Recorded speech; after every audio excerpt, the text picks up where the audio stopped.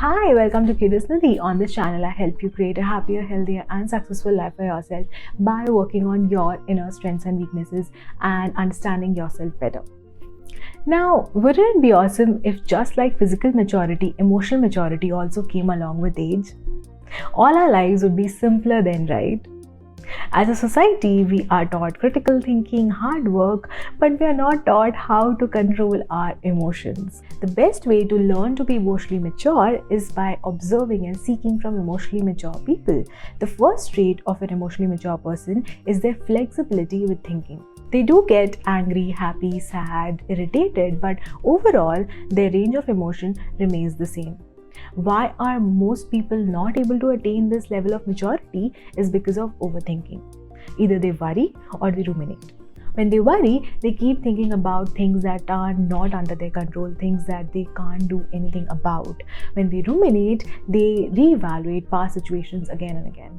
I was having a discussion with a friend recently on this topic, and she told me that overthinking is something that she can't stop doing. She tried keeping herself busy, but her mind deviates in the direction which she doesn't want it to go. The first step to stop overthinking is mindfulness. We need to be aware that we are overthinking. The second step is self-talk, positive self-talk. We need to restructure our thoughts and tell ourselves that worrying or ruminating will not help us in any way. This technique is called cognitive restructuring. We need to remember that the way we think is the way we feel. If we are feeling sad on a particular day, it is because we are having sad thoughts, negative thoughts.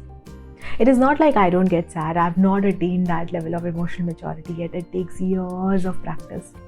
But whenever I get sad or irritated or angry, I indulge in positive self-talk, telling myself, explaining myself that I shouldn't overthink and why I shouldn't overthink.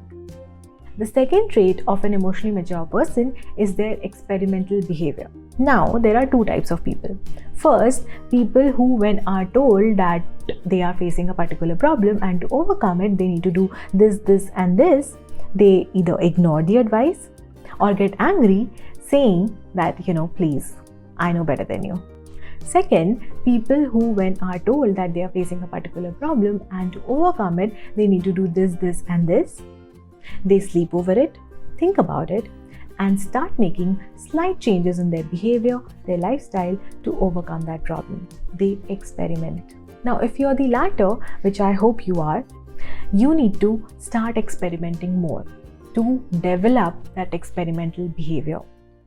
You need to understand your problem in and out. I'm thinking of making a video on what are the first steps to start working on ourselves, because based on my market research, I found that there are many people who want to improve their lives but don't know where to start. Let me know in the comment section below if you want me to make a video on it.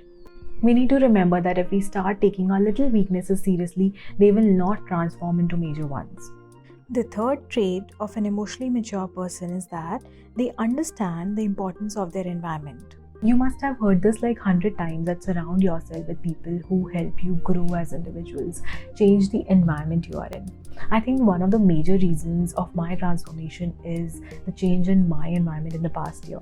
When you converse with people about ambitions, goals, vision, it motivates you to work on yourself, get better every day. Whereas when you talk about others, feel jealous about someone's achievements, you feel anxious and get demotivated to work on yourself. We need to remember that if we design our environment favorable to our goals, we will rarely need the willpower that we consistently overestimate. These were the 3 traits of an emotionally mature person. Apply them in your life and see the results yourself. Drop a comment below and say hi, because I love hearing from you. And if you're working towards building a happier, healthier, and successful life for yourself, make sure you check out these videos next. I'll see you in the next video. Until then, keep smiling.